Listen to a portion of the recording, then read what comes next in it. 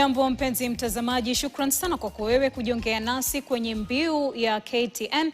Jina langu ni Emilia Kisenya, wa pale pembeni anafahamika kama Meresha Owiti.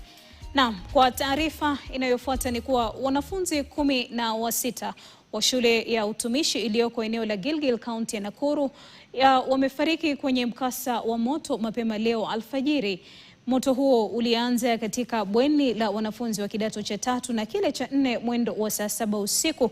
Wanafunzi wengine 7 wakilazwa hospitalini wanakopokea matibabu ya moto, huku wanafunzi 69 wakiokolewa kwenye mkasa huo wa moto. Shule hiyo iliyokuwa na wanafunzi 808 wakati wa mkasa huo kwa sasa imefungwa, huku wazazi wakifika kuchukua watoto wao. Serikali kupitia Wizara ya Usalama wa Ndani na Wizara ya Elimu kwa usaidizi na maafisa wa uchunguzi wako katika shule hiyo kuwahakikishia wanafunzi usalama na hata kuondoka salama, huku wakijiandaa kuanza uchunguzi wao.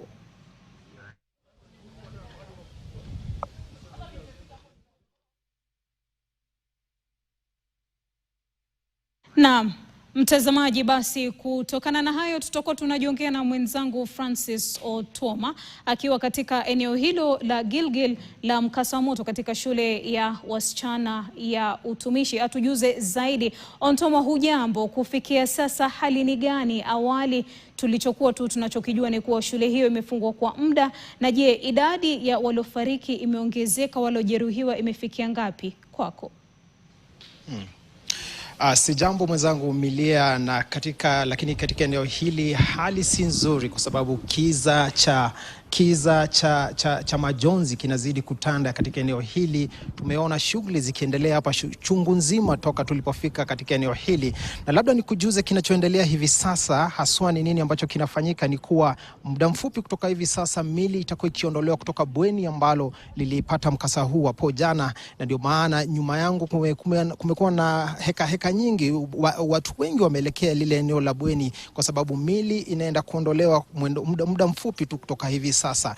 Imekuwa ni siku ndefu kwa wazazi ambao wamekuwa wakikuja hapa wakingoja tu kutoka asubuhi. Tumekuwa na wazazi ambao walifika hapa kutoka mwendo wa saa 12 na wamekuwa wakingojea kujua hatma ama hali hii ni gani ama mwelekeo ni upi watakuwa wakipatiwa. Na hadi kufikia hivi sasa rasmi tunaelezwa vile kuwa ni mili 7 pekee ambayo imeweza kutambulika rasmi. Mili 7 kati ya ile 16 imeweza kutambulika rasmi, kumaanisha kuwa kuna baadhi ya mili ambayo huenda ni kwa sababu ya jinsi mili hiyo ilivyo ambapo bado haijatambulika. Kwa hivyo hata wakuu wa shule hii na maafisa ambao wanaongoza operesheni hii wanashindwa kutengeneza ile kuweza kuweka idadi haswa ama kuweza kuweka majina kwa ile idadi ambayo takwimu ambayo imeweza kutoka. Ni vigumu kujua ni nani. Kwa hivyo ndio maana kufikia sasa ni 7 tu ambao wameweza kutambulika.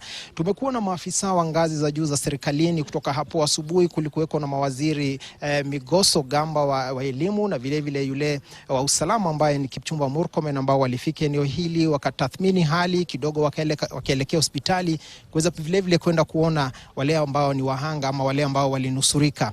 Na walionusurika tunaelezwa kuwa vile wameweza kupelekwa Nairobi kwa sababu ya matibabu ya dharura. Kwa hivyo kufikia sasa wale ambao walipata majeraha haya wamepelekwa eneo la Nairobi ili kuweza kupata matibabu kamili.